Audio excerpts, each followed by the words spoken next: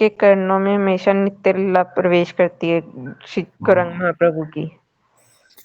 गौरंगेरा संगी गण नित्य सिद्ध करी माने से जाए ब्रजेंद्र सुतपाश। जो गौरंग महाप्रभु के संगी गणों को, नित्यानंद प्रभु को, अद्वैत ठाकुर, गदाधर पंडित, श्रीवास पंडित और मकरेश्वर पंडित और गौरीदास पंडित और जितने भी उनके संगी गण हैं, रूप गोस्वामी, सनातन गोस्वामी, ये सब इनको जो नित्य सिद्ध करी माने, जो जानते हैं कि नित्य सिद्ध परिकर है उनके, निज परिकर है उनके, उनको ही ब्रजेंद्र सुत, अर्थात ब्रजेंद्र सुत कौन है? ब्रजेंद्र सुत राधा ये कृष्ण, श्री कृष्ण भगवान अगले जन्म में वृंदावन में कृष्ण के धाम में प्रवेश करने का पात्र बन जाता है। ऐसा अगले जन्म में नहीं बोला है, ट्रांसलेटर ने लिखा है। जो नित्य सिद्ध मानता है उनको ब्रजेंद्र सुत का पास स्थान मिल जाता है। और गौड़ मंडल भूमि, महाप्रभु की भूमि को जो चिंतामणि मानता है, जेबा जाने चिंतामणि तार होए ब्रज भूमि वास, जो मानता है कि चिंतामणि भूमि है, वृंदावन से अभिन्न है और यहाँ पर समस्त जो भी हम चिंतन करेंगे वह इच्छा पूर्ण हो जाएगी, जो ऐसा मानता है उसके हृदय को, उसको वृंदावन में वास मिलता है, ब्रजभूमि में वास मिलता है, गोलोक वृंदावन धाम में वास मिलता है। और गौर प्रेमार सरनवे से तरंगा जेबा डूबे से राधा माधव अंतरंग। जो महाप्रभु, गौरंग महाप्रभु के लीलाओं में, प्रेम रस में, तरंगों में डूब जाता है, वही राधा माधव का अत्यंत प्रिय है।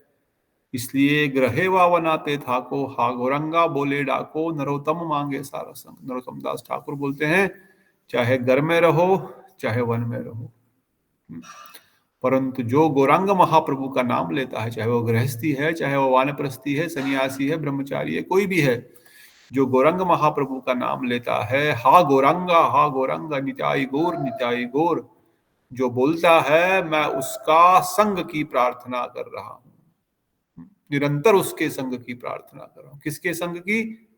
किसके संग की? किसके संग की बोलो? जो हमेशा गौरांग महाप्रभु का नाम, गौरंग महाप्रभु के, गौरंग महाप्रभु के क्या नाम लेता है। इसलिए कोई भी भगवान चैतन्य के भगवत प्रेम वितरण के सागर के लहरों में क्रीड़ा का आनंद लेता है, वह तुरंत राधा माधव के अंतरंग अनन्य बन जाते हैं। इससे कोई फर्क नहीं पड़ता कि ऐसा वक्त जीवन में त्यागी क्रम में हो या गृहस्थी हो, यदि वह वास्तव में भगवान चैतन्य की संकीर्तन गतिविधियों में भाग ले रहा है, तो वास्तव में समझ रहा है कि क्या है, तो ऐसा व्यक्ति हमेशा मुक्त होता है। नरोत्तम दास ऐसे व्यक्ति की संग की कामना करते हैं। अर्थात हमको क्या करना है? इसलिए क्या करना है?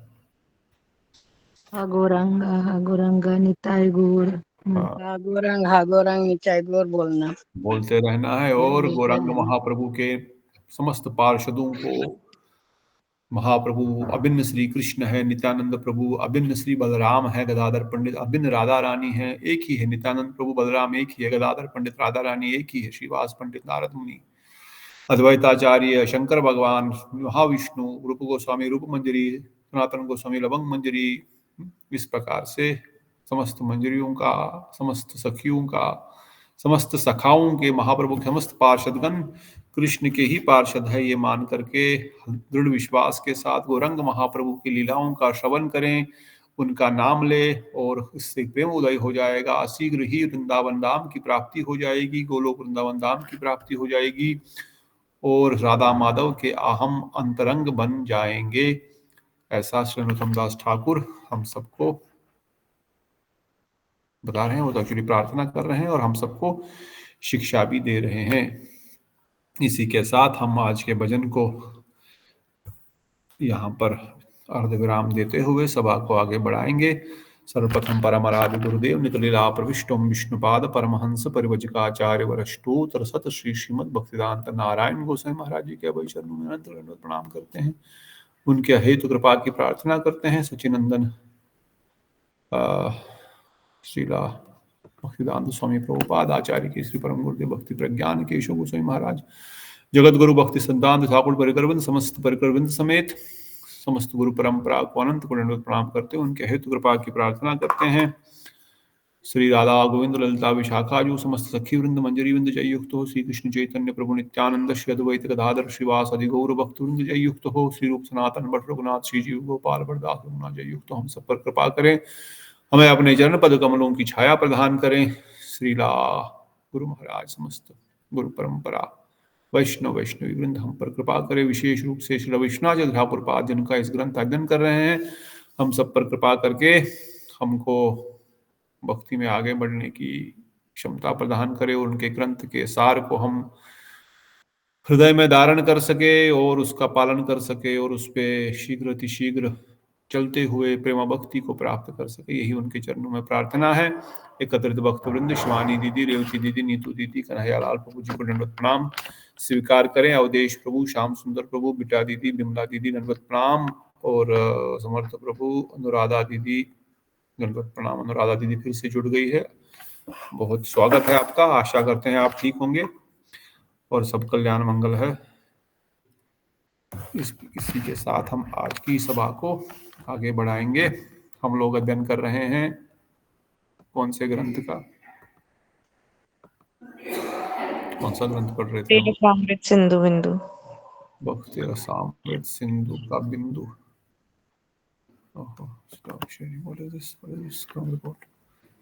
इसको सेव कर लेते हैं। ओहो, सेव तो दूसरे नाम से करना था। ठीक है, भक्ति रसामृत सिंधु बिंदु। तो हम लोग भक्ति रसामृत सिंधु बिंदु, जो कि श्रीला विश्वनाथ चक्रवर्ती ठाकुर जी का ग्रंथ है, जहां पर उन्होंने भक्ति रसामृत का सार रूप में, एक बिंदु रूप में प्रकट किया हुआ है। चतुर्थ श्लोक में हम प्रवेश कर चुके हैं। चतुर्थ श्लोक के हमने लगभग 7, 8, 9 और चतुर्थ श्लोक में श्रीला विश्वनाथ चक्रवर्ती ठाकुर जी वर्णन कर रहे हैं भक्ति के 64 अंगों के बारे में।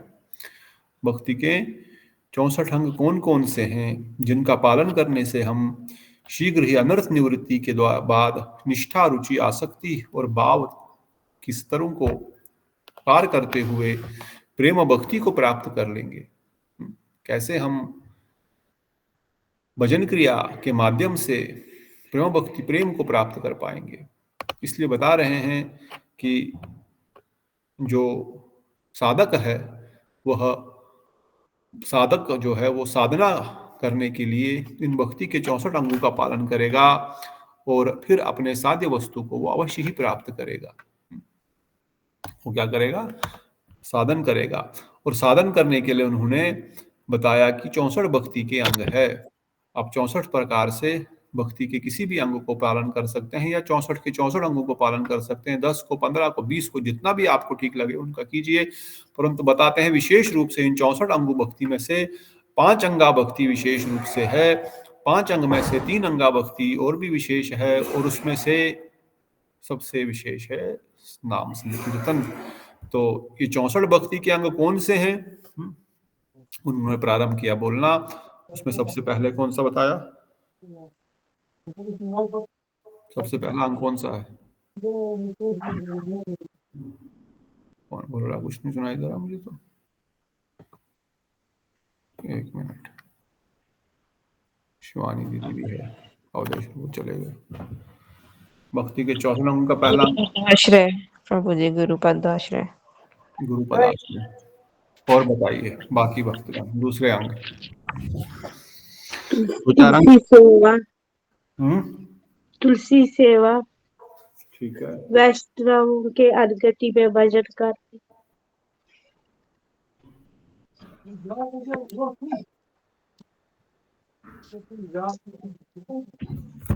जो हमने कल सुने 9 भक्ति के अंग, उनमें से कुछ बता दो, 1-2, बाद में आगे बढ़ेंगे, आगे के और भी सुनेंगे।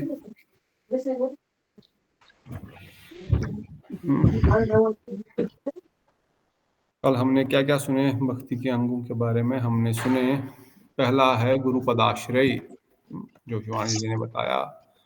उसके बाद क्या करना है? गुरुपदाश्रय, गुरु जी से दीक्षा लिया, उसके बाद क्या? बस बैठ गए दीक्षा लेकर के? श्री कृष्ण के प्रति जो शिक्षा दीक्षा है वो ग्रहण करना उनसे। गुरुपदाश्रय ग्रहण करने के बाद उनसे आप शिक्षा ग्रहण करो, उनसे दीक्षा ले लो। शिक्षा भजन कैसे किया जाता है ये सीखना पड़ेगा। हम लोगों ने बहुत सीखा है, बहुत जानते हैं हम लोग। ट्रेन में मूंगफली खाते खाते और अपने चौपाल पे बैठ करके बहुत हमने सिद्धांत और कथाएं सुनी है भगवान की, पर उन सबको भूलना पड़ेगा। उन सबको भूल करके शास्त्रों में जो वर्णित भक्ति की विधि विधान है उनको पालन करके उनके बारे में हमको सुनना और समझना पड़ेगा। क्या समझ रहे हैं? जो हमने ग्राम्य कथा सुनी है या जो हमने आसपास मोहल्ले वालों से यहाँ वहाँ से कहीं से भी जो कुछ भी सुना है वो सब भूलना पड़ेगा। क्यों? क्योंकि तभी जाकर के हमको ये सब जो है ये हमारे हृदय में बैठेगा। अगर ऑलरेडी ब्लैक बोर्ड पे बहुत कुछ लिखा हुआ है पीछे, तो उसके ऊपर मैं और कुछ लिखूं तो कुछ नहीं समझ आएगा क्या क्या लिखा हुआ है, क्या बोल रहे हैं। अगर ब्लैक बोर्ड पे जो लिखा है उसको पहले मिटा दो, सारा उसको पूरा खाली कर दो, उसके बाद उसके ऊपर लिखना शुरू करेंगे तो क्लियर साफ समझ आएगा कि क्या लिख रहा है, क्या बोल रहा है, क्या समझ रहा है आदमी। इसीलिए बोलते हैं, इसलिए क्या बोलते हैं, बोलते हैं एक बार एक व्यक्ति संगीत सीखने के लिए गया था और संगीत सीखने के लिए गया, दो दोस्त गए साथ में संगीत सीखने के लिए। तो गुरुजी के पास पहुंचे, संगीत के गुरु के पास। तो उसने बोला हाँ जी हमको संगीत सीखना। बोले ठीक है। बोलिए आपको कुछ जानते हैं संगीत के बारे में? एक बोला नहीं मैं कुछ नहीं जानता, मुझे जीरो पता है, आप मुझे सिखाइए। बोला ठीक है। दूसरे को बोला हाँ मुझे जानता हूँ, मैं बहुत कुछ जानता हूँ, मैंने पहले किया हुआ है, मैंने सीखा है यहाँ वहाँ। कहाँ सीखा? मैंने ऐसे ही सीखा, खुद ही देखा था या करते प्रैक्टिस किया। बोले ठीक है। बोले आप फीस कितनी? तो जिसने बोला मुझे कुछ भी नहीं आता, बोला तुम्हारी फीस 1000 रुपया। अब जिसने बोला मुझे अब मैंने सीखा है, उसको लगा मुझे कम होगी, मैं पहले ही सीख चुका हूँ। बोला तुम्हारी फीस 2000 रुपये। अरे बोले मेरी 2000 क्यों, मैं पहले ही सीख चुका हूँ, मैं तो जानता हूँ थोड़ा बहुत। बोले तुम मुझे जानते हो, पहले तुमको उसको बुलाना पड़ेगा मुझे। तुम जो सीख चुके हो वो मुझे तुमको बोलना पड़ेगा भूलो, उसको पहले बुलाने की तुमको फीस लगेगी और फिर सिखाने की फीस लगेगी। क्यों? मनमाने ढंग से जो हम सीखते हैं समझते हैं वो भक्ति नहीं है, उसको भक्ति नहीं कहते हैं। वो भक्ति वाला वो व्यक्ति भक्ति के रस को नहीं समझ सकता और ना ही वो ठीक से विचारों में प्रवेश कर पाएगा। इसका मेरा खुद का अनुभव भी बहुत है। जब हम ये गौड़िया वैष्णव भजन गाते थे, मैं पहले भी बताया होगा यहाँ पर, जब मठ के पास नहीं थे, दूर रहते थे, तो सो मठ में रोज गाते हैं। नियम बन गया है गुरुजी से दीक्षा लेने के बाद विशेष रूप से, तो रोज ये भजन शाम को गाने हैं, सुबह अष्टकम गाने हैं, पर ट्यून पता नहीं है, पर मठ में गाते और मठ रोज जा नहीं सकते। तो क्या किया मैंने, खुद ही गाना शुरू कर दिए और खुद ही गाने शुरू करते करते खुद ही ट्यून बन गए इनके। करते करते खुद के ही ट्यून निकाल लिए, बना लिए, गा लिए। अब गाना तो है, कैसे तो गाना पड़ेगा। उसी प्रकार से प्रणाम मंत्र के भी, सबके भी। और बाद में जब हम मठ के पास आने लग गए और रेगुलरली डेली मठ जाने लग गए, या वीकेंड पे आता था, सैटरडे संडे यहाँ पे रहता था, फ्राइडे सैटरडे संडे, तो फिर देख रहा हूँ यहाँ पे अलग ही ट्यून है और मैं सुन कर गा ही नहीं पा रहा हूँ, जबकि घर में मुझे मेरे ट्यून से गाना आ रहा है और मठ में मैं गा ही नहीं पा रहा हूँ। तो लगभग साल भर तो भूलने में लग गया जो मैंने पहले ट्यून सीखा था, क्योंकि मनमाने ढंग से जो भी सीखा था उसको भूलने में टाइम लग गया। फिर जा करके मुझे यहाँ पर जो असली ट्यून है, असली मीटर है उसका, असली ट्यून है उसका, असली जिन रागों में हमारे गुरुवर्गों ने उनको लिखा है या गाया है, उन्हीं रागों में हमको भी गाना है, अपने मनमाने ढंग से नहीं गाना है। पर अब नहीं जानते हैं, सीखते हैं तो सीखना पड़ेगा। उन दिनों तो इतना यूट्यूब भी नहीं था, 2004-5-6 में तो इतना एक्टिव नहीं था इंटरनेट। तो हम यूट्यूब से सीख लेते, कुछ डाउनलोड कर लेते या वहां से ट्यून सीख लेते। उन दिनों वो समय सिस्टम था नहीं। इसलिए ये खुद का अनुभव भी बता रहा हूँ कि सीखना पहले से ही शास्त्र से जो है तो उसके लिए इजी है, पर जिसने ऑलरेडी धारणा बना के रखी हुई है साधु की, शास्त्र की, भक्ति की, उसके लिए थोड़ा सा मेहनत अधिक लगती है। परंतु कोई बात नहीं, वो भी अवश्य ही सीखेंगे, बशर्ते कि वह अपना पहले सीखा हुआ सब मिटा दो, उसको बुला दो। तो इसलिए जो गुरुपद आश्रय ग्रहण किया, फिर गुरु जी से शिक्षा ग्रहण करो, दीक्षा ग्रहण करो, उनसे सीखो भक्ति क्या है, वो क्या बताएंगे। जिस प्रकार से बताएंगे उस प्रकार से चलो, क्योंकि उन्होंने ऑलरेडी अपने गुरुजी से इन तत्वों को सीख गए हैं। उनके गुरुदेव ने अपने गुरुदेव से इन विचारों में प्रवेश किया हुआ है, इसलिए उनसे शिक्षा दीक्षा ग्रहण करो। उसके बाद हमने सुना उनकी सेवा करनी चाहिए। शिक्षा लिया, दीक्षा लिया, उनसे लिया, पर कुछ देना भी है। क्या देना है? उनको सेवा करनी है। उनसे उनकी क्या सेवा करेंगे? जो भी सेवा की आवश्यकता उनको, वो सेवा करेंगे। विशेष रूप से गुरु वैष्णवों को कुछ धन संपदा नहीं चाहिए होती, उनकी कथा सुनो। उनकी कथा सुनना ही, उनके वचनों पे चलना ही उनकी विशेष सेवा है। परंतु एट द सेम टाइम उनको और किसी वस्तु की आवश्यकता है, कपड़ा की, पैसा की, दवाई की, साथ जाने की, हॉस्पिटल लेके जाने की, चरण दबाने की, वट एवर सेवा is possible, what ever they need, not at what ever I like. जो भी उनको पसंद है, जो भी उनको जरूरत है जिस चीज की, वो चीज उनको प्रदान करो। यही गुरु सेवा है। तो ये भक्ति के पहले 3 अंग। उसके बाद हमने सुना साधु मार्ग का अनुसरण करो, अर्थात साधु जिस रास्ते पे चले हैं, महाजना ये गता स पंथा, जिस रागमार्ग पर हमारे गुरुवर्गों ने चलते हुए, अर्थात उनका पालन करते हुए प्रेमा भक्ति को प्राप्त किया हुआ है, हम भी उसी मार्ग का अनुसरण करेंगे, हम भी उसी मार्ग पर चलेंगे, हम भी उन्हीं के बताए हुए रास्तों पर चलेंगे। ऐसा नहीं कि अपने मनमाने ढंग से अपने नए तरीके निकालेंगे भक्ति करने के, नए तरीके निकालेंगे साधन करने के। नहीं, जो गुरुवर्गों ने, जो हमारे साधु ने, वैष्णव ने जो प्रोसेस बनाया हुआ है, उसी प्रोसेस को हम फॉलो करेंगे, जो पूर्ववर्ती आचार्यों ने जिसको एस्टैब्लिश किया हुआ है। और फिर क्या करेंगे? साधु अर्थात उन साधु से, उन वैष्णवों से, गुरुजी से जिज्ञासा करेंगे। क्या जिज्ञासा करेंगे? कि भक्ति की रीति क्या है, नीति क्या है, प्रोसेस क्या है, विधि विधान क्या है, क्या करना है, क्या नहीं करना है, क्या खाना है, क्या नहीं खाना है, कितने बजे उठना है, क्या जप करना है, कैसे जप करना है, क्या ध्यान करना है, रागानुगा भक्ति, वैदिक भक्ति, इन सब में अंतर क्या है, इसकी जिज्ञासा। क्यों रागानुगा भक्ति करने से क्या लाभ होने वाला? गोलोक वृंदावन धाम में क्या विशेष है? वैकुंठ में क्यों नहीं रह सकते? वैकुंठ भी तो अच्छा है। राम जी की भक्ति, कृष्ण की भक्ति, इसमें भेद क्या है? क्यों? दोनों तो एक ही तत्व, हाँ एक ही है, मगर रस में भेद है। तो क्या भेद है, किस प्रकार का? इस प्रकार से जिज्ञासा करना। जिस मात्रा में हमारा अधिकार बढ़ेगा, उसी मात्रा में हमारी जिज्ञासा बढ़ेगी। उसके बाद बताया कृष्ण के लिए समस्त भोगों का त्याग करो। कोई भी भोग हमको नहीं करना, अपने इंद्रिय भोग की कोई भी कामना हमको नहीं होनी चाहिए। हमको केवल भगवान की सेवा की ही एकमात्र कामना होनी चाहिए। अगर अपने शरीर के भोगों की कामना हुई तो कृष्ण प्रेम भक्ति प्राप्त नहीं हो सकती। या तो भोग रहेंगे, या तो प्रेम रहेगा, या तो सेवा रहेगी। अगर खुद के इंद्रियों के भोग की कामना है तो कृष्ण प्रेम की प्राप्ति नहीं हो सकती। इसलिए न तो हम सुखी हो पाएंगे और न तो हम प्रेम प्राप्त कर पाएंगे, इस जगत में भी और उस जगत में भी। कहते हैं दुनिया भी तो तेरी बन न सकी, भगवान को अपना बना न सका। तेरा लोक गया परलोक गया, तू मानव तन कुछ पा न सका। महाराज जी भजन गाते थे। दुनिया भी तो तेरी बन ना सकी, भगवान को अपना बना ना सका। तेरा लोक गया परलोक गया, तू मानव तन कुछ पा ना सका। तूने साथी कई बनाए हैं, कई मोह के जाल बिछाए हैं।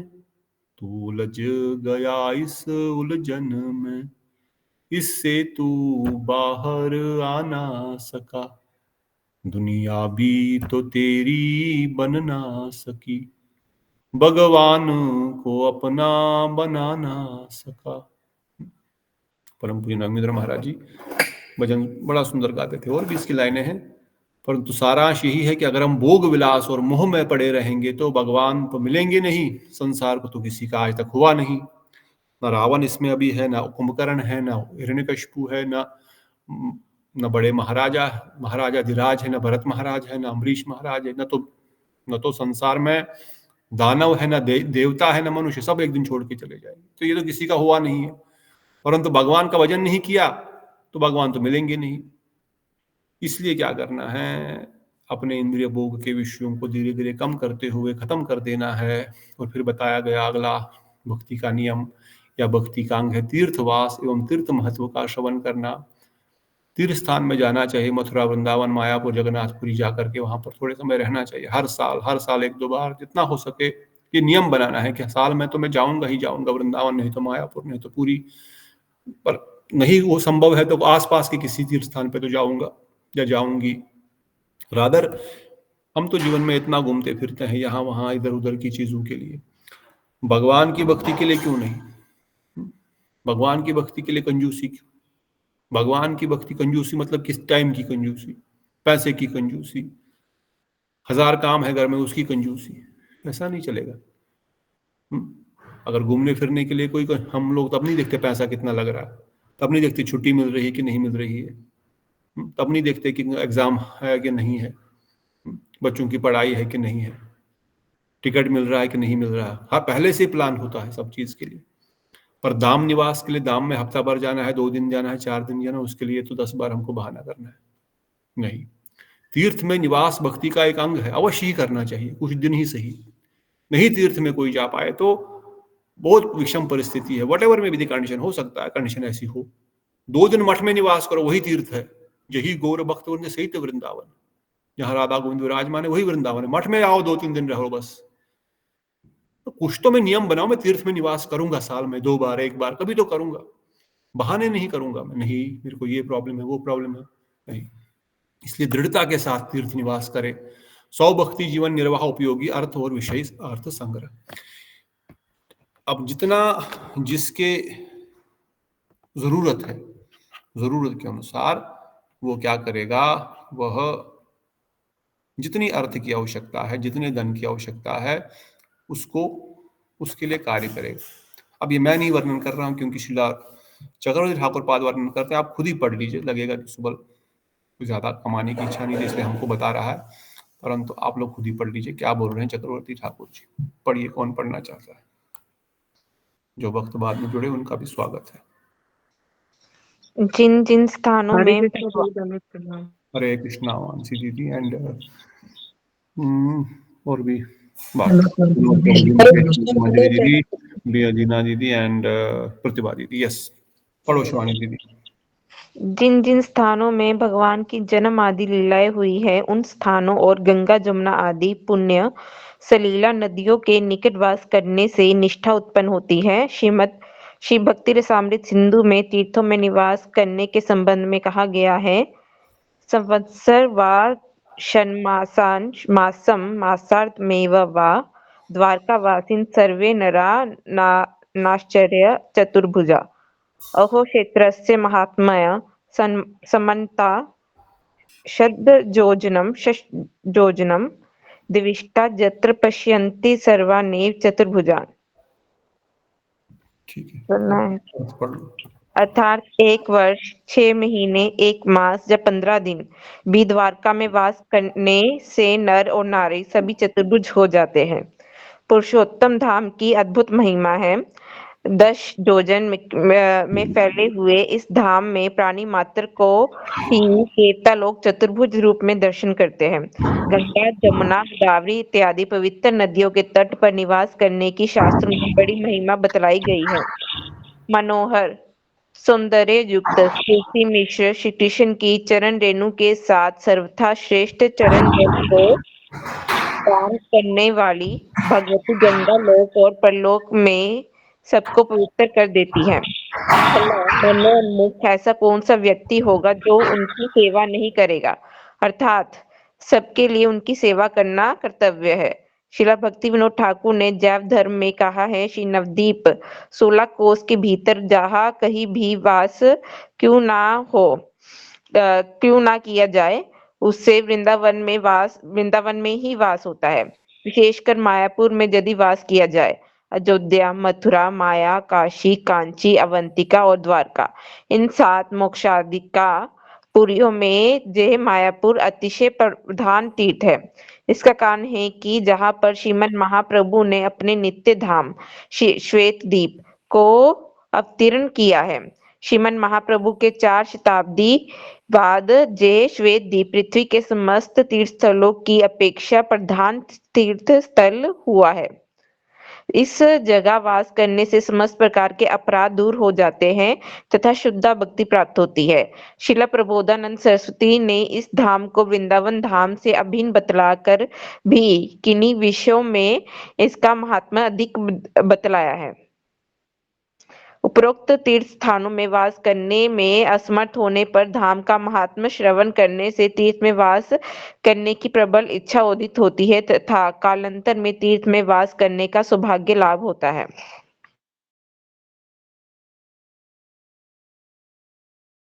प्रभु जी आप म्यूट पर हो। अगर इस प्रकार से ये मेरे वचन नहीं, ये वैष्णवों के, गुरुदेव के और चक्रवर्ती ठाकुर पाद जी के वचन हैं कि अवश्य ही हमको तीर्थ में वास करना चाहिए। उसमें से भी मथुरा, वृंदावन, मायापुर हमारा विशेष है, परंतु अभी जिनकी इनमें रागानुगा भक्ति उत्पन्न नहीं हुई है वो बाकी स्थानों पर भी जा सकते हैं। वैसे गंगा, यमुना, सरस्वती आपके घर के पास घर जाते हैं, घर के कोई बोलेंगे हम तो घर में, हमारे घर के पास ही गंगा बहती है तो हम तो जाते हैं, वहां रहते हैं, ठीक है, आपको तीर्थ स्थान का फल मिलेगा। मगर अगर इस भावना से जा रहे हैं घर पे या उस गंगा तट के कि मैं तीर्थ स्थान का दर्शन करने जा रहा हूँ, इस भावना से जा रहे हैं कि मुझे माता पिता भाई बंधुओं से मिलना, तो फिर फल नहीं मिलेगा। It is all about mind. इस भावना से मैं वहां पर जा रहा हूँ, मायापुर जा रहे हैं, मुझे बिजनेस करना है, वहां से कुछ लेके आना है, तो फिर ठीक है अज्ञात स्फूर्ति मिलेगी, मगर जो रागमार्ग की भक्ति का जो विशेष फल है वो प्राप्त नहीं होगा। उसके लिए उसी मनोभाव से, उसी सेवा वृत्ति से, उसी की सेवा के लिए हमको जाना पड़ेगा। इसलिए ये बहुत आवश्यक है कि हमको वहां पर जाना चाहिए। अगला जो नियम था जो हम पढ़ रहे थे, स्वभक्ति जीवन निर्वाह उपयोगी अर्थ या विषय ग्रहण करना। हमारे जितनी आवश्यकता है उसके अनुसार हमको विषय ग्रहण करने हैं, अर्थात अपने धन संपदा को। इसके बारे में नारद पुराण में कहा गया है। पढ़िए, कौन पढ़ना चाहते हैं? हरे कृष्णा प्रभु जी, मैं पढ़ूं? पढ़िए। अर्थात जिस परिमाण में नियमों का अनुष्ठान करने से आपकी भक्ति का निर्वाह हो, धनवान पुरुष उसी मात्रा में धन आदि ग्रहण करेंगे, क्योंकि आवश्यकता से अधिक या अल्प ग्रहण करने से परमार्थ से भ्रष्ट होना पड़ता है। वेदी भक्ति के अधिकारी वर्ण आश्रम धर्म के अनुसार निर्धारित सदुपायों के द्वारा अर्थ उपार्जन कर जीवन निर्वाह करें। आवश्यकता के अनुसार अर्थ संग्रह करने के से कल्याण होता है। आवश्यकता के से अधिक ग्रहण करने की लालसा से आसक्ति होती है, जो भजन को क्रमशः नष्ट कर देती है। आवश्यकता से कम स्वीकार करना भी अहितकर होता है, क्योंकि ऐसा होने से अभाव उपस्थित होकर भजन को क्षीण कर देता है। इसलिए जब तक निरपेक्ष होने का अधिकार प्राप्त न हो जाए तब तक जीवन निर्वाह उपयोगी अर्थात स्वीकार करते हुए शुद्ध भक्ति का अनुशीलन करना चाहिए। तो क्या करना है, क्या बताया गया? जो लोग गृहस्थी है, जो लोग अभी तक निरपेक्ष नहीं है, जिन्होंने सर्वस्व समर्पण नहीं किया है, सर्वस्व त्याग नहीं दिया है, जिनकी कोई अपेक्षा नहीं, निरपेक्ष मतलब जिनकी कोई भी किसी चीज की कोई अपेक्षा नहीं है, खाना मिलेगा तो खा लेंगे, नहीं मिलेगा तो भूखे रह लेंगे, इसको बोलते हैं निरपेक्ष, जिनकी कोई अपेक्षा नहीं है। ठंड है, स्वेटर है तो लगा लेंगे, नहीं तो ऐसे ही ले लेंगे, कोई बात नहीं, जी लेंगे। 10 रुपया है या 1000 रुपया है या लाख रुपया है, जो भी है इसमें हम चाम चला लेंगे। जो इस स्टेज पे आ चुके हैं, जिनको बोलते हैं निरपेक्ष, जिनकी कोई अपेक्षा नहीं है किसी भी चीज की, उनके लिए न तो फिर धन कमाने की आवश्यकता, न कोई चिंता नहीं। पर जब तक ये निरपेक्ष की भावना हमारे हृदय में उत्पन्न न हो, जब तक हम निरपेक्ष न बने, तब तक हमको, विशेषकर जो गृहस्थी लोग हैं, उनको क्या करना है, क्या करना है? बहुत मेहनत करके करोड़ों रुपया कमाना है। जितनी आवश्यकता है उतना ही धन कमाना है। जितनी आवश्यकता है उतना कमाना है, अपने आवश्यकता अनुसार। अब आवश्यकताएं does not mean one is necessity and one is what, दूसरा क्या होता है? दूसरा क्या होता है? खर्ची। हाँ, क्या बोलते हैं? खर्ची। फजूल खर्ची तो है, पर इंग्लिश में भी शब्द है। एक लक्ष्यरी है, एक नेसेसिटी है। हाँ, एक हमारे जिंदगी की जरूरतें हैं जो हमको बहुत आवश्यक है, और एक हमारी लक्ष्यरी है, जो हम ऐश्वर्य, जो हम अपना मौज मस्ती है, अपने शोबाजी के लिए कर रहे हैं, जितनी आवश्यकता है। इसलिए बताया गया, ये बहुत इंपॉर्टेंट है हम गृहस्थियों के लिए विशेषकर से। वर्णाश्रम धर्म के अनुसार जिस आश्रम में आप है उसके अनुसार आपको धन उपार्जन करना चाहिए, अर्थात विशेषकर गृहस्थियों के लिए जीवन निर्वाह के लिए करो। अर्थ संग्रह करना कल्याण होता है, अगर नहीं करोगे तो कष्ट होगा, और ज्यादा करोगे आसक्ति हो जाएगी। बहुत धन है, संपदा है, बहुत कुछ है, तो फिर आसक्ति हो जाएगी उसमें, और नहीं है तो हमेशा मन चिंतित रहेगा, मेरे पास है ही नहीं, मेरा क्या होगा, कल को खाने को रहेगा कि नहीं रहेगा, बच्चों को क्या होगा। तो दोनों ही ठीक नहीं है, दोनों ही ठीक नहीं है। अर्थात उतना रखो जितना हम भजन के लिए, हमारा भजन ठीक से चल सके और हम आसक्त भी ना हो पाए, और हमको भजन के लिए कंप्रोमाइज ना करना पड़े, हमको कंप्रोमाइज ना करना पड़े। आज अगर मैं 16 माला कर रहा हूं, पर धीरे धीरे मुझे बढ़ानी है, 32 करनी है, 64 करनी है, 2 लाख करना है, 100 माला 125 माला करनी है, तो ठीक है, इतना समय तो देना पड़ेगा माला के लिए। 16 माला के लिए ही 1.5 घंटा लगता है, 64 करने के लिए 6 घंटे। अब 6 घंटे दूंगा, 6 घंटे के बाद अपना अष्टकम आदि भी होंगे, थोड़ा अध्ययन भी होगा, कथा भी होगी, तो 8-10 घंटे तो देने पड़ेंगे। तो अब मैं कहाँ से इतना काम कर पाऊँ फिर। तो अपने सिस्टम को, अपने अपने पोजीशन को, अपने अपने खुद ही आपको समझना पड़ेगा, मुझे कितनी आवश्यकता है और कितना मुझे करना है मेरा जीवन यापन करने के लिए। I don't want to have a very luxurious life. I want to just maintain my soul and body together. उसके लिए जिस चीज की आवश्यकता है उतना ही मेहनत करेंगे। उसके लिए अगर फिर मुझे कोई बोले अरे ये तो आलसी है, तो बोलने दो। पर मैं जानता हूं, मैं उन व्यक्तियों से, मैंने देखा, जैसे कई बार बोलते हैं ना, मठ मंदिरों में कई लोग पूछते हैं ये क्या करते हैं, बस बैठे हैं सोए। मुझे कई बार मुनि महाराज से हम लोग बात करते थे, ऐसा विचार होता मठों में तो क्या है, लोग बैठे हैं, खा रहे हैं, भजन, सो रहे हैं, उनका कुछ काम दाम नहीं होता। पर आई कैन गारंटी यू, मैंने खुद अनुभव किया है और देखा है, मठों में जितनी सेवा करते हैं जो साधक है, विशेषकर से मुनि महाराज जी का नाम अवश्य लूंगा, परम पूज्य मित्रलीला प्रविष्ट, जितनी साधना वो करते थे, जितना समय वो मेहनत करते थे, मैं ऑफिस जाने वाला व्यक्ति ऑफिस में उतनी मेहनत नहीं करता था। सुबह 4 बजे से उठ करके, 3 बजे से उठ करके, कई बार सुबह 3 बजे से उठ करके शाम को 10 बजे तक, 10:30 बजे तक, मतलब you can imagine how many hours. फिर 10 बजे से 4 बजे या 3 बजे तक में भी 5 या 6 घंटे हार्डली रेस्ट कर रहे हैं। दिन में 1-8 घंटा रेस्ट किया, मैं भी समझो चलो 8 घंटा रेस्ट किया, 8 घंटे कुछ किया, बाकी 16 घंटे। कोई ऐसा व्यक्ति है जो 16 घंटे काम कर रहा हो आज?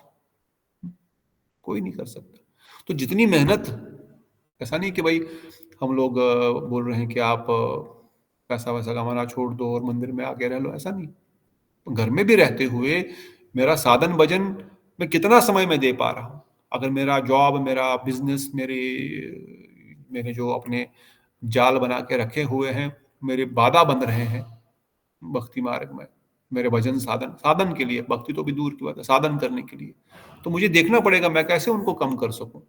हाँ, मुझे ऐसा बोलना नहीं चाहिए, मुझे कई बार बोलते थे अभी तुम इधर किसी विदेश चले जाओ, यहाँ पर ये रोल ले लो, या यहाँ पर आए तुम क्यों नहीं लेते हो ये चीज, नहीं तो तुमको अप्राइजल नहीं मिलेगा, प्रमोशन नहीं मिलेगा। नहीं चाहिए भाई, जितनी आवश्यकता उतनी मिल रहा है। इसका मतलब नहीं सब लोग ऐसा करना चाहिए, पर अपने अपने रुचि अनुसार, अपने अपनी जरूरत के अनुसार, परंतु इतना अवश्य रखना है कि भाई बहुत अधिक नहीं कि लालसा मत करो, क्योंकि भजन क्रमशः नष्ट, धीरे धीरे नष्ट हो जाएगा।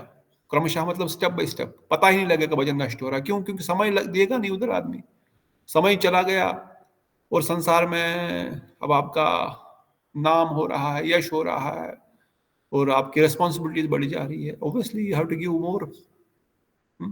और इतना भी नहीं हो कि मेरे पास कुछ भी नहीं हो तो मैं करूं तो करूं क्या, कल को मेरे पास खाने का मुसीबत पड़ जाए तो मैं भजन कैसे करूंगा? फिर मेरी चिंता यही रहेगी कि मेरा पैसा ही नहीं, तो बच्चों का क्या होगा, घर का क्या होगा, लोन का क्या होगा। इसलिए लोन नहीं लेना चाहिए कोई भी। मुझे पहली बार जब मैं मुंबई में जॉब कर रहा था तो हमारे इस्कॉन की आनंद वृंदावन प्रभु उनके कुछ लेक्चर्स है, पहला उसने बोला था लोन नहीं लेना कभी लाइफ में, क्रेडिट कार्ड नहीं लेना कभी लाइफ में, भले ही किराए पे रहो, लोन नहीं लेना, लोन लेके घर में नहीं रहना। लेकिन समहार कुछ चीजें मुझे उनकी क्लिक कर गई। मैंने कभी लाइफ में क्रेडिट कार्ड यूज नहीं किया, कभी लाइफ में कभी लोन नहीं लिया भगवान की कृपा से। इसलिए कभी मैं डरा भी नहीं ऑफिस में जाने के बाद कि मुझे ये बोलेंगे तो मुझे निकाल ना दे व्यक्ति, मुझे कल को ये ना बोलेगा तू निकल, तो जॉब नहीं। ठीक है, भगवान खिलाने वाले हैं। पर अगर लोन रहेगा तो कितना टेंशन रहेगा। हाँ, 1-1 करोड़ लोग लोन लेते हैं। I have seen 1-1 crore loan, जिसका मंथली साल का 10 लाख तो खाली इंटरेस्ट आता है। मतलब साल का 10 लाख इंटरेस्ट, ऑलमोस्ट हर महीने तुमको 1 लाख रुपए खाली इंटरेस्ट भरना पड़ेगा गवर्नमेंट को। उतनी सैलरी है कहाँ जिनकी है उनको ठीक है, but I think this is very बहुत रिस्की लोग जी रहे हैं। और पूरा जीवन, प्रभु जी बताते हैं, पूरा जीवन लोग काम करते हैं किसके लिए? बैंक के लिए। क्योंकि 20-25 साल का लोन लेके रखा और फिर लोन लेने के बाद 20-25 साल लोन उतारते गए, तब तक बुढ़ापा आ गया। बुढ़ापा आते, रिटायरमेंट के बाद घर अपना हो गया फाइनली, चलो और फाइनली घर हो गया अपना, पर घर छोड़ के जाना पड़ेगा, ऊपर जाने का समय आ गया है। और अगर छोड़ के भी नहीं जाना पड़ेगा, बच्चे बोलेंगे अभी हमको तो रहने दो, आपने जिंदगी भर कुछ नहीं दिया, कम से कम घर तो दे के जाओ, आप बाहर कहीं रह लो। सो somehow or other, that is why उस दिन हम डिस्कस कर रहे थे ना, शंकर भगवान माता पार्वती को कहते हैं यही सत्य यही है, जगत सब सपना। माता पार्वती ने कहा शास्त्रों का सार बता दीजिए, शास्त्रों का सार यही है। शंकर भगवान तो बोलने लगे थे पद्म पुराण में मैंने ऐसा पढ़ा है, भागवतम में ऐसा लिखा है, इस शास्त्र में ऐसा लिखा है।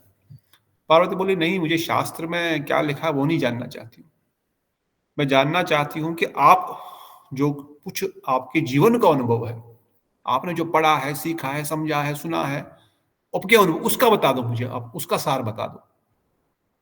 तब तुलसीदास जी लिखते हैं रामायण में, शंकर भगवान पार्वती से कहते हैं, क्या कहते हैं, कोई जानता है क्या कहते हैं? सच हरि भजन जगत सब सपना। उमा कहूं तो है अनुभव अपना, सत्य हरि भजन जगत सब सपना। उमा, अगर तुम सच में मेरा अनुभव जानना चाहती हो कि मेरा अनुभव क्या है, तो मेरा अनुभव है सत्य केवल हरि भजन है, यही सत्य है, बाकी सब सपना है, क्या आएगा चला जाएगा। इसलिए जो सत्य वस्तु है उसको पकड़ लो, जो सत्य वस्तु, उसके लिए ज्यादा परिश्रम करो, उसके लिए ज्यादा परिश्रम करना है। ऐसा नहीं कि घर संसार छोड़ना है, कुछ नहीं करना है, नहीं, यहाँ पे बताया नहीं गया, बताया गया उसके लिए भी आप लगे रहो, लगे रहो, परंतु ऐसा नहीं कि अधिक के कारण में आपकी क्रमशः भजन ही नष्ट हो जाए और नहीं होने पर भजन में क्षीण हो जाता है। इसलिए सत्य तो हरि भजन है, और Hari bhajan should be my first priority. Second priority में बाकी सब काम आने चाहिए, और जितनी आवश्यकता है, जितना कम में हो सके, जितना लिमिट में हो सके, अपने धन को सेव करो, अपने एफर्ट्स को सेव करो। मुनि रुपी सेव्ड इज रुपी अर्नड, है ना। अब मैं यहाँ पर फाइनेंशियल कथा नहीं बोलना चाहता हूँ, बट ये पॉइंट यहाँ पर आया है, इसलिए ये बहुत इंपॉर्टेंट है हम गृहस्थियों के लिए, विशेषकर मैं अपने जीवन में विशेषकर देखता हूँ कि हमको अवश्य ही प्रयास करना चाहिए जितना अधिक हम हो सके साधन भजन में आगे बढ़े, पर साथ ही साथ अपना फ्यूचर, अपनी सिक्योरिटी और थोड़ा सा क्योंकि निरपेक्ष अभी तक नहीं हुए हैं, जब निरपेक्ष हो जाएंगे, भगवान को शरणागत सब कुछ दे दिया, फिर जो करोगे जैसा करोगे मैं आपके शरणा, उस वो अवस्था आ गई, फिर तो कुछ कहना ही नहीं, फिर तो कुछ किसी चीज का कोई आवश्यकता ही नहीं है। फिर तो श्रीवास पंडित की तरह, हाँ, तीन ताली बजाएंगे, बस देना होगा देंगे, नहीं तो कोई टेंशन नहीं। महाप्रभु बोले माता लक्ष्मी को भीख मांगनी पड़ेगी, तुम्हारे घर में अनुदान की कमी नहीं होगी। कभी हो सकता है ऐसा माता लक्ष्मी को भिक्षा मांगनी पड़े? मतलब ऐसा असंभव है कि तुम्हारे घर में वो स्टेज आ जाए, वो निरपेक्ष स्टेज आ जाए, तो फिर भगवान तो खुद कंधे पे लेकर के सारा कार्यभार संभालते हैं ऐसे जीवों का। कहते हैं योगक्षेमम वहाम्यहम्, मैं खुद उसका कार्यभार उठाता हूँ, सर पे लेकर के आता हूँ, पर किसका? अनन्य चिंतयन्तो माम ये जना परिउपासते, जो अनन्य भजन मेरा करते हैं, जो अनन्य भजन करते हैं, उनके लिए सारा कार्यभार मैं खुद उठाता हूं। अर्जुन ऋषि को कंफ्यूजन हो गया था ना, भगवान बोल रहे हैं मैं उठाता हूं, खुद क्यों उठाएंगे?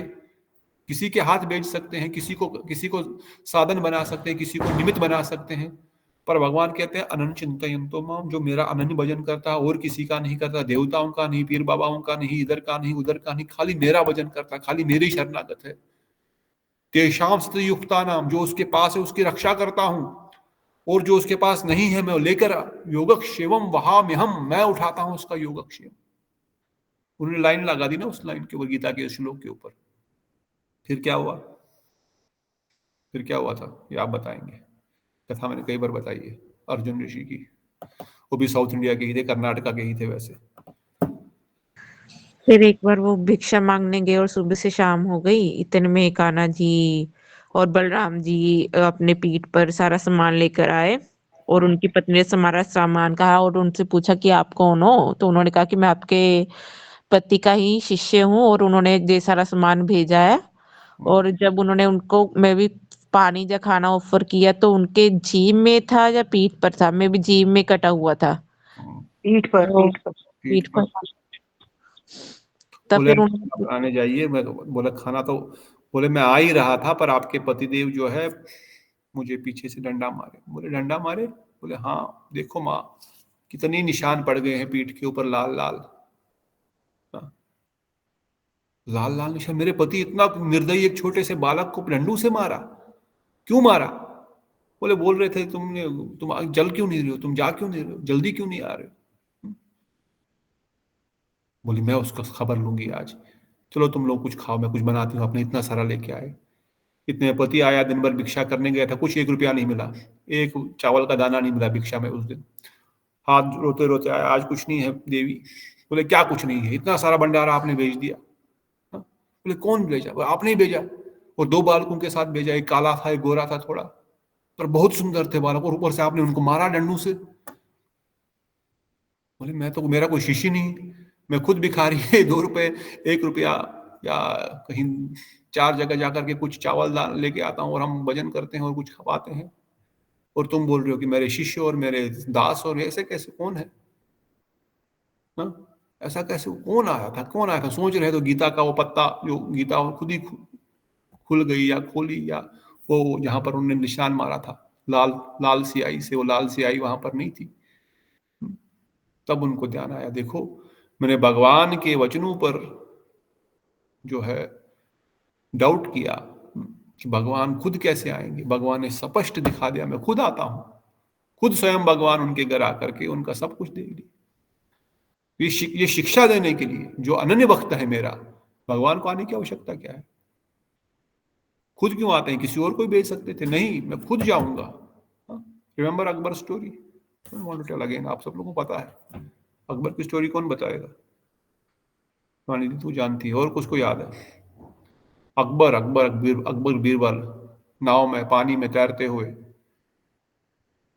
किसी को याद नहीं? फिर क्या फायदा मुझे कथा है आपको बताने की? हाँ? मंजरी दीदी, अंशुल प्रभु, बोलो अकबर बीरबल की कहानी। प्रतिभा दीदी बोलेंगी, कौन बोलेगा? मंजरी दीदी को याद आ गया था, वो मंजरी बोलते दीदी, हुए यस। नहीं प्रभु जी, मैं तो यही कह रही थी, वो माता जी का है, उनको शायद पता हो। अच्छा माता जी, मतलब आपकी माता जी? हाँ जी, वो मेरी क्या? सिस्टर के घर है तो उनके उस पे वो सुन रही हैं। हाँ तो ठीक है, फिर माता जी बोले। प्रवीणा माता जी बोलिए, प्रेमलता दीदी, या वहां पर नहीं होगा सिस्टम बोलने का? ठीक है, शिवानी दीदी बोलो। वही एक बार अकबर ने बीरबल से क्वेश्चन करा कि भगवान को जरूरत क्या पड़ी, उन्होंने ये क्वेश्चन करा कि आने की, किसी और को भी भेज सकते हैं। तो उन्होंने चाल चली बीरबल ने, अगले दिन राजा के बेटे को मतलब के समान एक पुतला बनाया और उनको नाव पर भेज दिया। वो राजा का बेटा भी उधर था और राजा ने देख लिया था कि उनका बेटा भी नाव पर चढ़ा हुआ है, और पीछे से बेटे को नीचे कर कर एक उसके जैसे पुतला नाव से नीचे फेंक दिया, पानी में फेंक दिया। तो राजा खुद ही फटाफट जाकर समुंदर में छलांग लगाकर उनको लेने गए, तो बीरबल ने रोका। तो फिर अब बीरबल ने भी पूछा कि अगर इतने सारे सैनिक थे तो आपको क्या जरूरत पड़ी नदी में छलांग डालने की? तो वही कहते जैसे परमात्मा के लिए सभी अपने बच्चे, और जब किसी उनके बच्चे को तकलीफ होती है वो खुद ही जाते हैं, वो किसी के वेट नहीं करते, जिस तरह आप अपने बेटे के लिए किसी के वेट नहीं कर रहे थे। समझ गए कि नहीं? शिवानी दीदी वैसे जो सस्पेंस है वो पहले ही बता देती है। सस्पेंस को बाद में बताना है, तब तो मजा आएगा।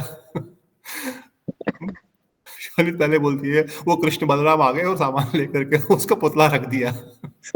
तो मैं आपके जैसे प्रोफेशनल नहीं हूँ। प्रोफेशनल नहीं, सस्पेंस एंड में खोलो, बस इतना ही है। है ना? तो अकबर अकबर बोला आपके भगवान खुद क्यों जाते हैं? ये आपका भगवान का कोई काम नहीं है उनको, खुद ही जाते हैं भक्तों को बचाने के लिए, बोलते खुद आते हैं योगक्षेम वहां में, मैं खुद आके उनका कार्यभार संभालता हूँ, खुद आके उनके लिए जाता हूँ। हमारे अल्लाह में बहुत शक्ति है, उनको आने की जरूरत नहीं पड़ती, वो बस बता देते हैं और खुद ही होता है जो अपने हिसाब से कर लेते हैं। हाँ ठीक है, वो तो अच्छी बात है, पर हमारे भगवान बड़े दयालु है, बड़े प्रेमी है, वो नहीं रुक पाते। प्रेमी वेमी क्या है इसमें? कैसे मुझे समझ, बोले ठीक है कल बताता हूँ। कल क्या है? बोले कल बताऊंगा, कल आपको चल बताऊंगा, मैं इसका उत्तर कल दूंगा।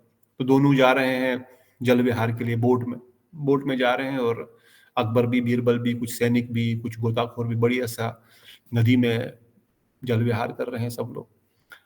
बीरबल ने क्या किया, अकबर के बेटे को धक्का मार करके फेंक दिया पानी में, और जो ही फेंक दिया, पोता था उसका, चलो पोता था उसका, चलो पोता, बेटा पोता, किसी को भी धक्का तो मार दिया, अब डूब गया।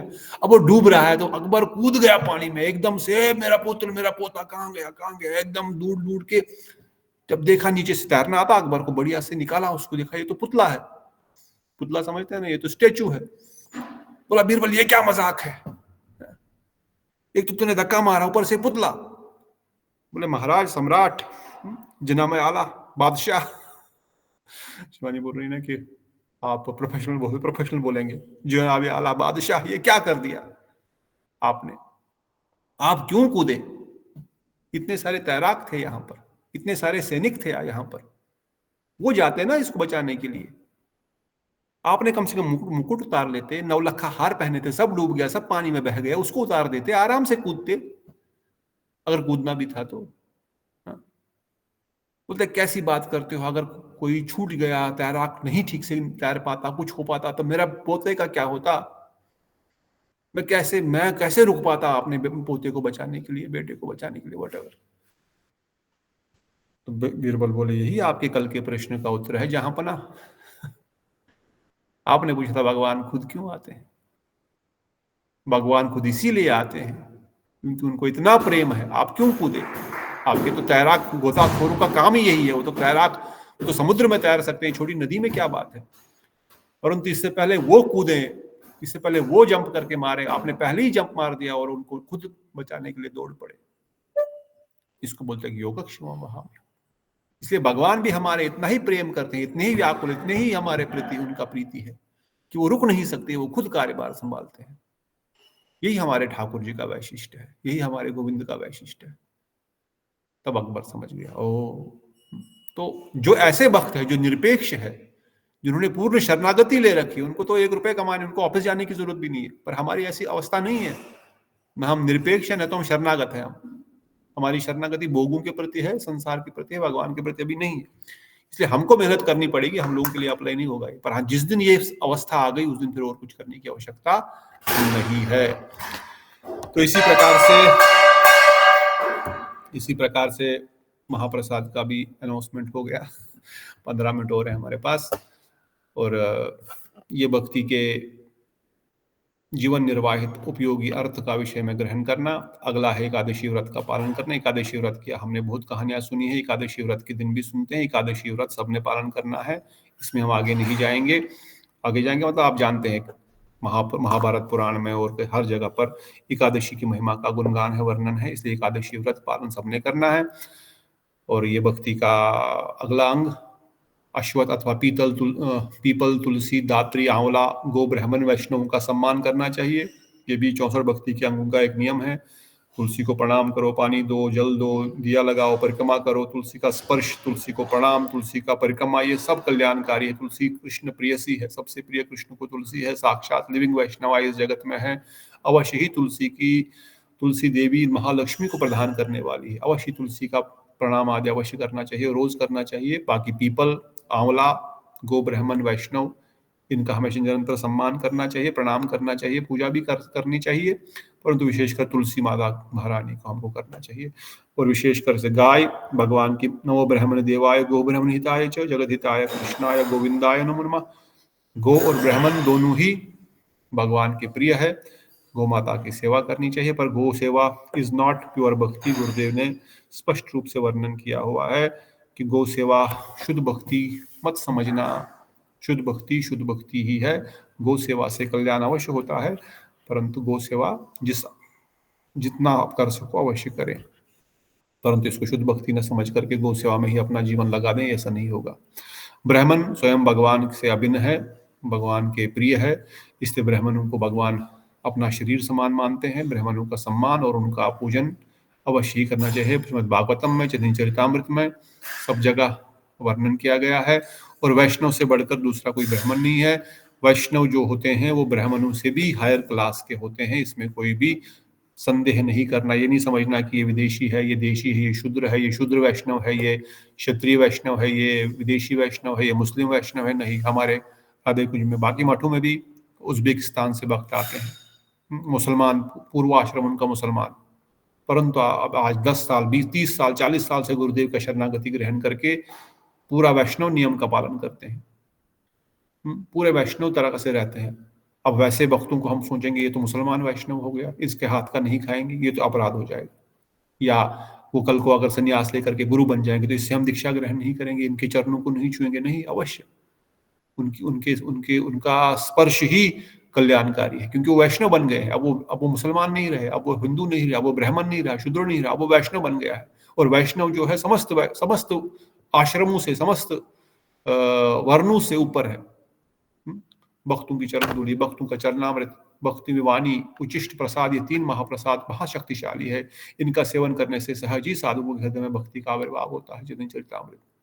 वैष्णव भक्त होने पर भक्तों में संगम, श्रवण कीर्तन न होने से भक्ति पर परिपक्व होकर भावावस्था या प्रेम अवस्था में विकसित नहीं हो सकती। जब तक वैष्णव भक्ति नहीं होगी, तब तक वैष्णव के चरणों में हमारी प्रीति नहीं होगी, तब तक भक्ति प्रेम भक्ति को नहीं प्राप्त कर पाएगी। क्योंकि भक्त भगवत संगस्तो विजायते, भक्ति भगवान के भक्त प्रदान करते हैं।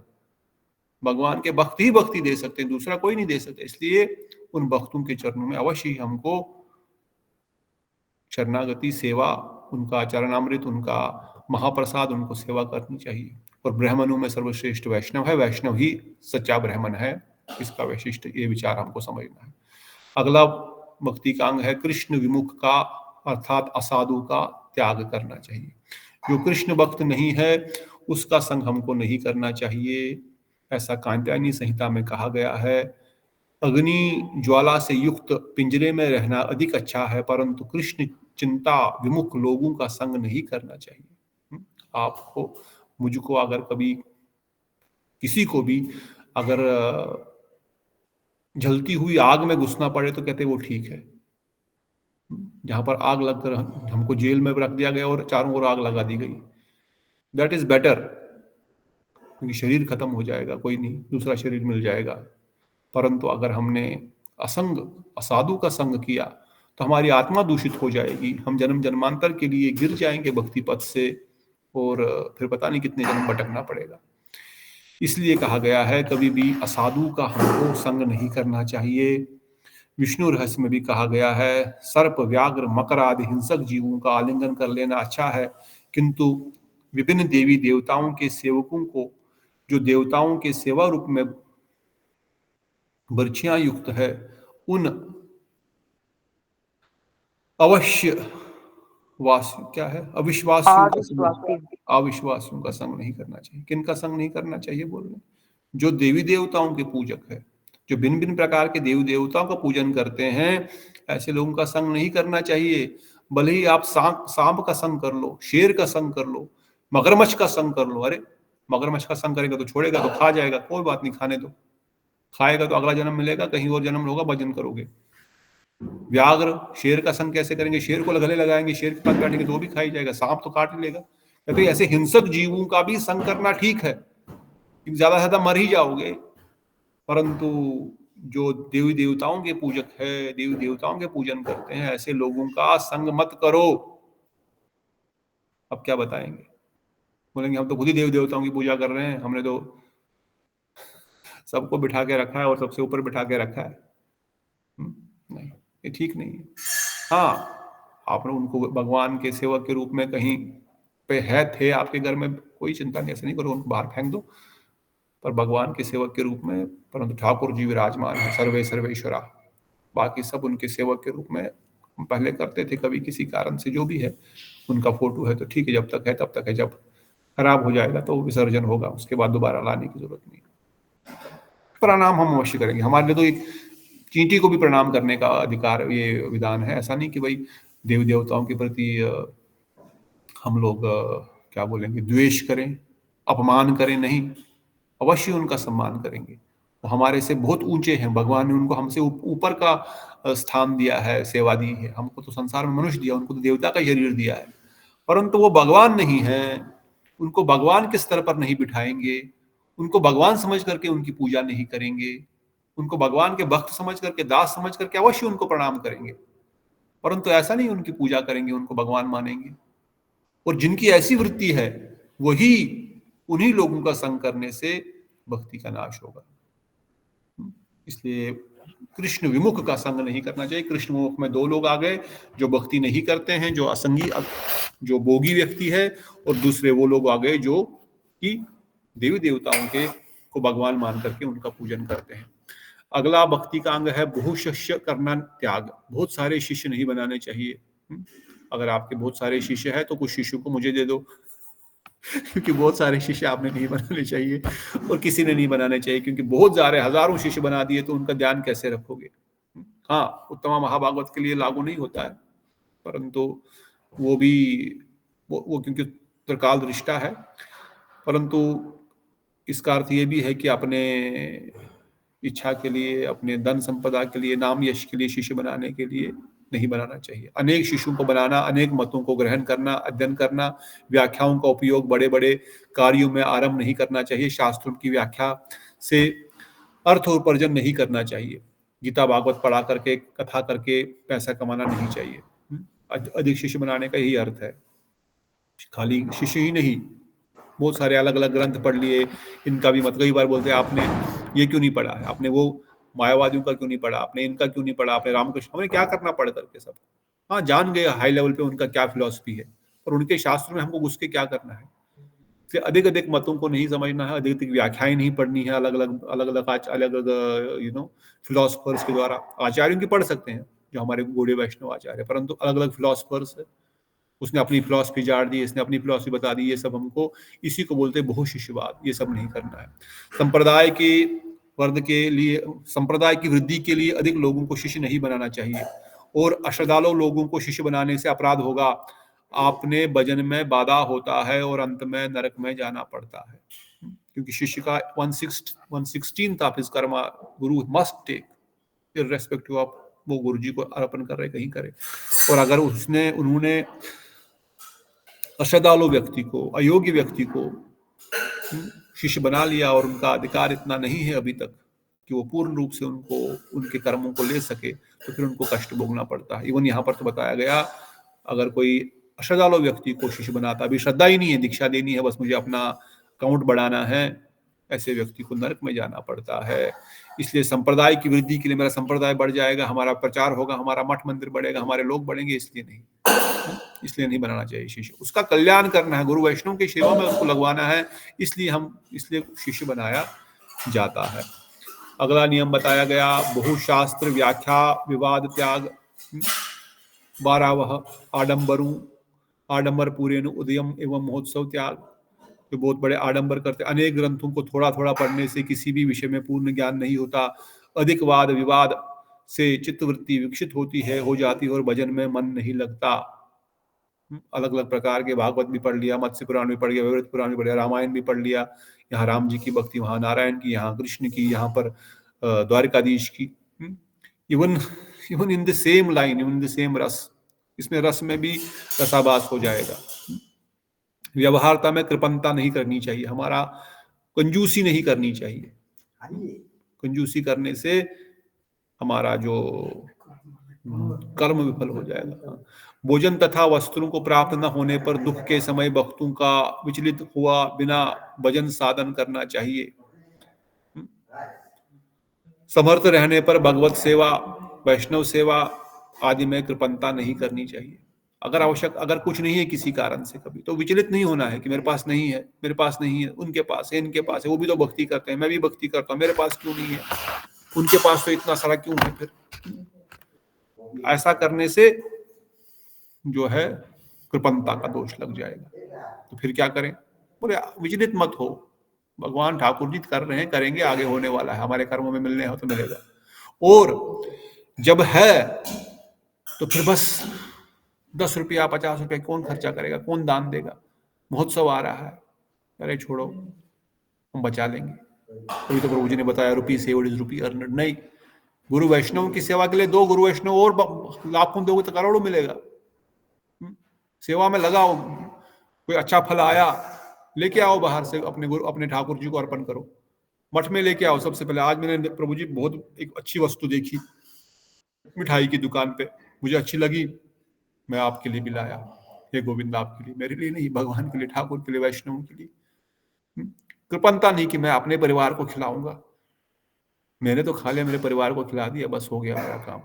नहीं, वैष्णव सेवा, ठाकुर सेवा, और अपने ठाकुर जी के लिए ही सही, कम से कम वो तो आपको ही मिलेगा खाने को, या कोई वस्त्र उनके लिए बढ़िया।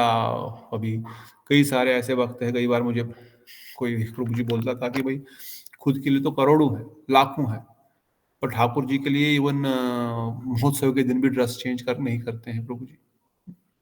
जिन प्रभु की बात कर रहे, जिन वैष्णव की बात कर रहे थे, खुद के लिए तो हर दिन नए नए ड्रेस है, हर दिन नया नया चकाचक है, पर ठाकुर जी 6 महीने से, इस महीने भर से, 15-20 दिन से वही ड्रेस लगा रहे हैं। ठीक है, ड्रेस चेंज करो। और ऐसा नहीं कि फिर वो मेरे पास तो ऑलरेडी 20 ड्रेस है, अब नया कौन लाएगा, अरे 20 ड्रेस है तो रख दो साइड में। हर साल 2-4 नए ड्रेस, अभी रामनवमी आएगी, जन्माष्टमी आएगी, जो उत्सव है उस दिन तो नया ड्रेस होना चाहिए। आपका बर्थडे होता है नया ड्रेस होता है, मम्मी का बर्थडे होता है नया ड्रेस आता है, पापा का बर्थडे होता है नया ड्रेस आता है, तो ठाकुर जी के लिए क्यों नहीं? उनके लिए भी 200, 300, 400 रुपए का ड्रेस आता है, तुम्हारा तो 1000, 2000, 5000 का होगा। उनके लिए क्या 100 रुपए, 200 रुपए का ड्रेस नहीं ले सकते? 10 रुपए का सबसे सस्ता वाला, अगर गोपाल है तो 10 रुपए सबसे सस्ता वाला गोपाल के लिए जो होगा ना, सबसे सस्ता वाला, उसमें भी लोग पूछते, मैं देखता हूँ 5 वाला है क्या, 5 रुपए का है क्या? अरे वाह, खुद के लिए तो बहुत पकवान ले रहे हो। चीला खाने में 150 रुपए का चीला खाने में कोई चिंता नहीं हो रही है, 100 रुपए की रबड़ी खाने में कोई चिंता नहीं है। इसी को बोलते कृपणता। नहीं, ठाकुर जी के लिए कोई कृपणता नहीं करें, वैष्णव सेवा के लिए कोई कृपणता न करें। कुछ लाएं उनके लिए, कुछ ड्रेस लाएं, कुछ भोजन लाएं, कुछ मिठाई लाएं, मठ के लिए, नहीं तो घर में है तो अपने ठाकुर के लिए कम से कम। कभी ऐसा नहीं सोचना चाहिए कि भाई इनके लिए खर्चा हो रहा है तो बेकार, इनका खर्चा के लिए क्या जरूरत थी, ये तो थोड़ी खाते हैं, देखते हैं। इनके मंदिर को इतना सुंदर क्यों बनाना? हमारा कमरा बढ़िया होना चाहिए, वहां पर बेड बिस्तर बढ़िया होना चाहिए। इनका मंदिर कैसे भी हो, किसी कोने में रख दो कहीं पर, वाई? ठाकुर जी का मंदिर सबसे बढ़िया होना चाहिए घर में, सबसे क्वालिटी, सबसे, अगर कोई आप हमारे घर में आए, सबसे महंगी चीज किसकी है, सबसे बढ़िया स्थान किसका है? ठाकुर जी का है। मैं खुद ही भले जब चटाई पे सो, पर ठाकुर जी के लिए बेड हो, तो that is what devotee should feel himself inside the heart. इसलिए व्यवहार में जिसकी कृपणता है, जिसके स्वभाव में कृपणता है, उसको त्याग देना चाहिए। मैं देखा विशेष रूप से कई भक्तों के ऐसी होती है, और कई भक्त अच्छे इन द सेंस नेचुरली दे है। देखो भगवान ने दिया है तो फिर दिया होने से फिर उसको करना भी तो चाहिए। मंजरी दीदी के ठाकुर जी जब आते हैं टोकरी में, पालकी में, बड़ा अच्छे लगते हैं, बड़े सुंदर सुंदर feeling, it is very nice feeling. दिखने से अच्छे लगते हैं, सही में लगता है ऑपलैंड, बढ़िया बैठे हैं, ऐसा होना चाहिए, बढ़िया, ऐसा उनका होना चाहिए आसन उनका, वटेवर। घर में भी उतना ही सुंदर होगा, अगर बाहर घूमने फिरने के लिए सुंदर है तो। और ऐसे भी लोगों के बारे में सुनता हूँ, उनके पास करोड़ों है, सच में करोड़ों है, करोड़ों के अभी तो अरबों हो गए हैं, पर ठाकुर जी के लिए उत्सव के दिन ड्रेस तक चेंज नहीं करने, अभिषेक तक करने का लिए कोई सामर्थ्य नहीं। अरे हमारे भगवान है, मन से कर लिया, ये क्या मतलब है? This is not good. इसलिए मुझे भी ऐसा नहीं, सबको, हम सबको, यानी आपके लिए, हम सब के लिए ये नियम है, अवश्य ही गुरु वैष्णव के लिए हमेशा मठ में आए, मंदिर आए, कुछ लेके आए, और घर में तो ठाकुर जी विराजमान है ही। पर ऐसा नहीं कि भाई अपने लिए, हमारे प्रभु जी कथा बोलने से पहले भी बोला होगा मैंने शायद, एक बार एक पंडित जी था, पंडित जी कथा दे रहा था, यही कथा दे रहा था ऐसे जैसे आज मैं पंडित कथा बोल रहा हूँ, कि ठाकुर जी के लिए सबको हमेशा पहले ठाकुर जी को दो, पहले ठाकुर जी के लिए जो भी आप खाओ, पहले भगवान को, मंदिर में वैष्णव को देना चाहिए, कोई नई वस्तु आए तो वैष्णव को देनी चाहिए। अब वो कथा बोल रहे थे तो उनकी धर्मपत्नी भी सुन रही है, धर्मपत्नी भी सुन रही है, तो बेचारी लोग, उनके घर में एक कटहल का बड़ा सा फल पक गया था, पहला कटहल था उस सीजन का। उसने क्या किया, वो गई उसने कटहल तोड़ा और जाकर के मंदिर में दे के आ गई। बोला ठाकुर जी को देना चाहिए, यही तो विधान है।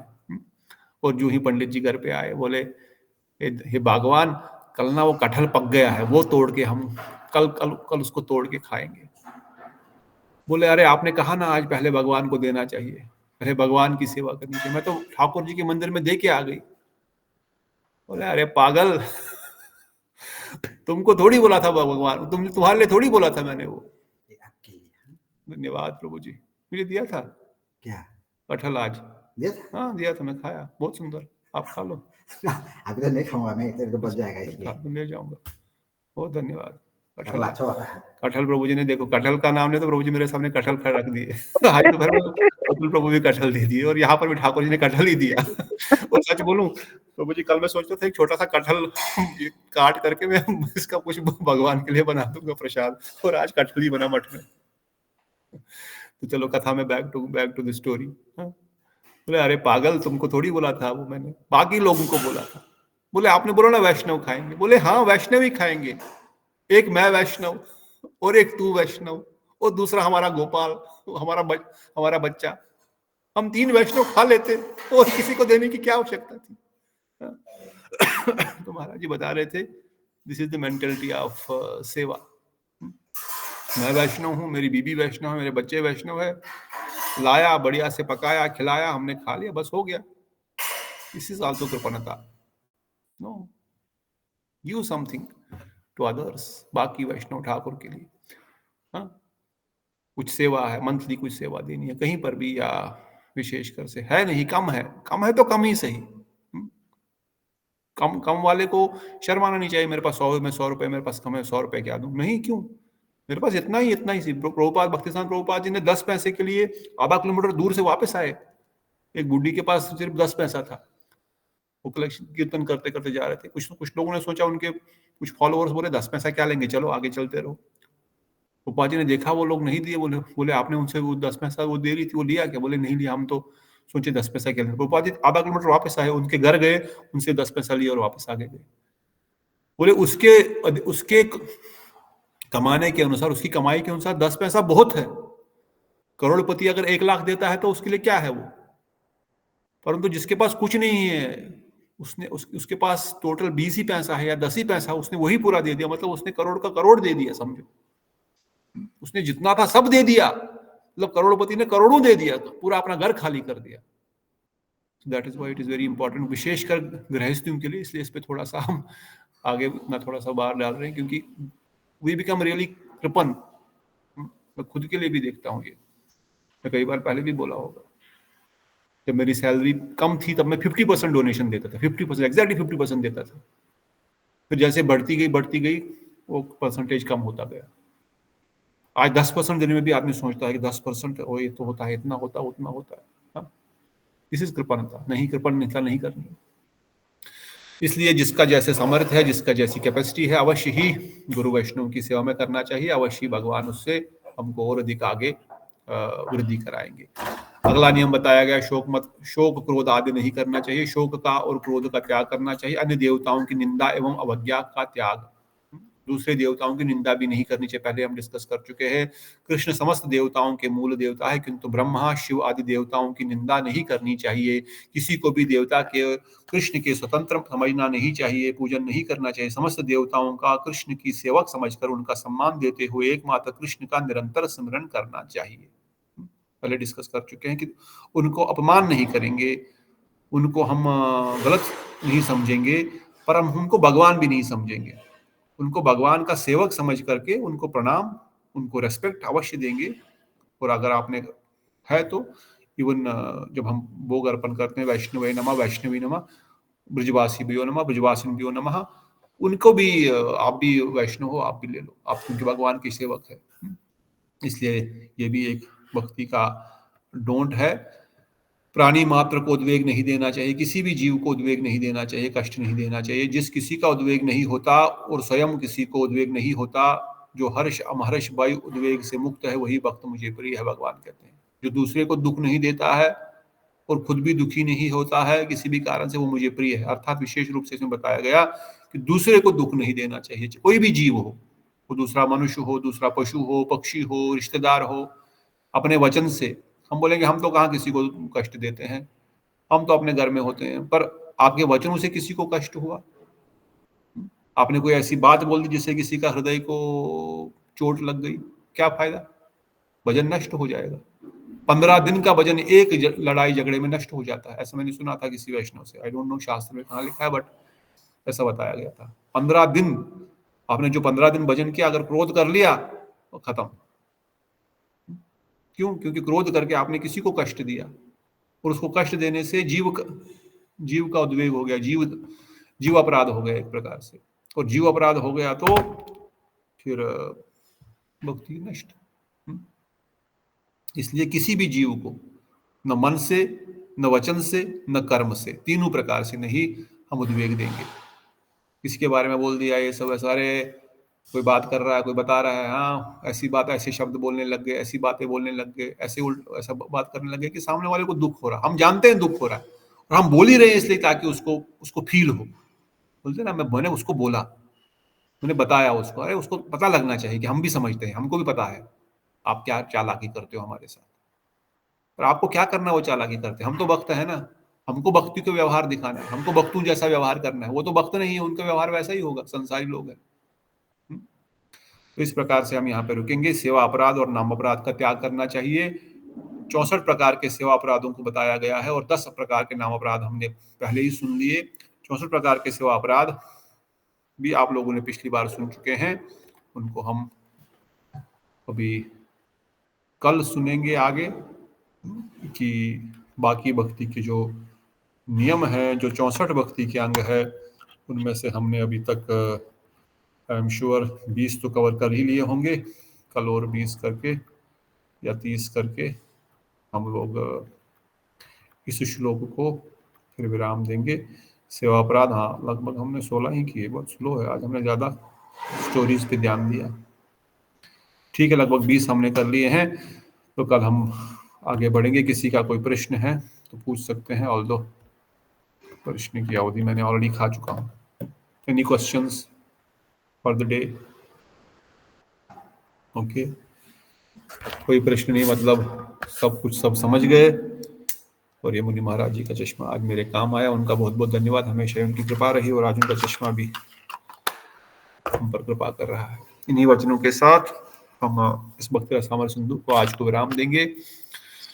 बोलो सचिनंदन गौर हरि की जय, श्री नित्यानंद प्रभु की जय, अवरोध परमानंद नित्यानंद राम की जय, परम दयाल परम महावदनाय गौर नित्यानंद प्रभु की जय, श्री राधा नाथ मदन मोहन ललिता विशाखा जू की जय, समस्त वैष्णव की जय, समस्त सखी वृंद की जय, अनंत अनंत वृंद की जय, गिरिराज गोवर्धन की जय, राधा राम कुंड की जय, अनंत कोटि महाराज की जय, प्रभुपाद की जय, निताई गौर प्रेमानंदे। हरि हरि बोल। राम शिवानी हरे दीदी, कृष्णा प्रभु जी, दंडवत प्रणाम आपके चरणों में। रेवती दीदी, प्रतिभा दीदी, पूजा दीदी, विमला दीदी, दंडवत प्रणाम, दंडवत प्रणाम प्रभु प्रभु जी, हरे कृष्णा। विनोद कुमार प्रभु हरे जी, कृष्णा, दंडवत प्रणाम प्रभु। श्याम सुंदर प्रभु, वेंकटेशम प्रभु, श्रिया दीदी, प्रतिभा दीदी, रेवती दीदी, प्रणाम प्रभु जी। समर्थ प्रभु जी, नीतू दीदी, पिता दीदी, सकल प्राण और प्रेमानंदे। दंडवत प्रणाम। हरि हरि बोल। राम की जय।